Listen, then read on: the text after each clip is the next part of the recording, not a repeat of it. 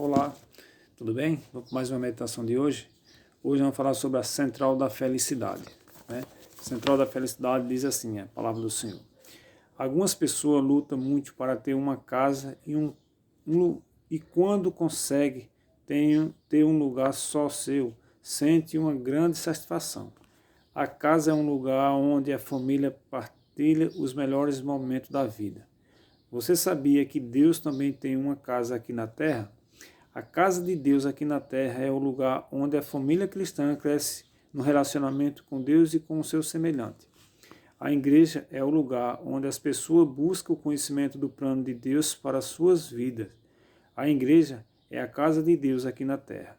A Bíblia nos conta sobre a origem da igreja e nos ajuda a identificar qual é a verdadeira igreja. Qual é a verdadeira igreja? E nós vemos que Deus tem uma igreja aqui na terra. Só que Jesus Cristo, quando ele veio na terra, não deu placa de igreja. A igreja são cada um de nós, meu irmão.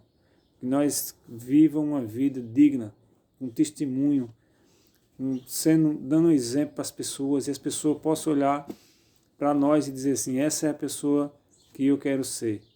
Não de ver como eu vejo as pessoas, quando olha para um crente e diz assim, olha a igreja que frequenta, olha quem é aquela pessoa, muito melhor eu estar onde eu estou.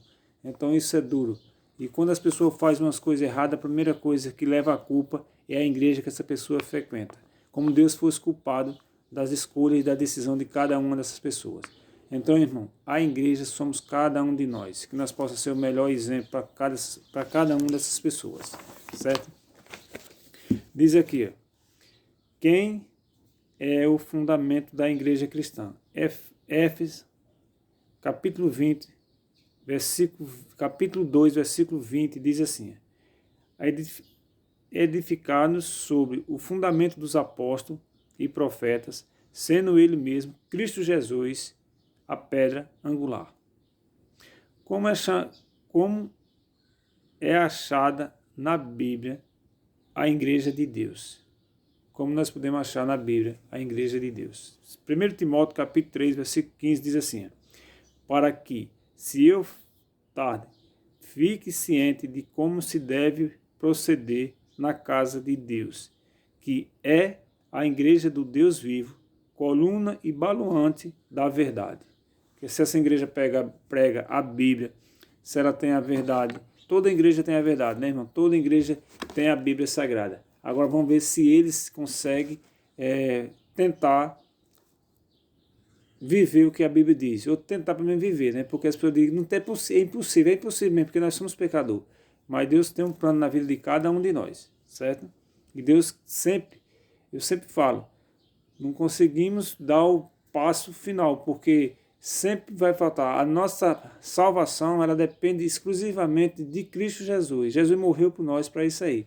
Mas toda a orientação, todos os ensinamentos que nós temos, é a Bíblia, é o manual da salvação, está na Bíblia Sagrada, certo? Então que nós possamos estar firme e forte, estudando a palavra de Deus e vivendo.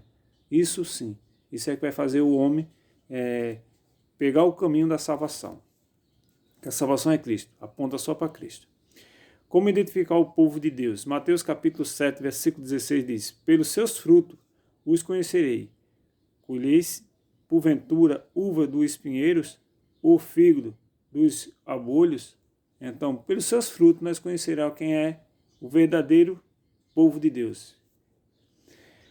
Quais as características dos membros da família de Deus? Apocalipse 14, versículo 12, diz assim, aqui está a perseverança dos santos, os que guardam os mandamentos de Deus e têm a fé em Jesus Cristo.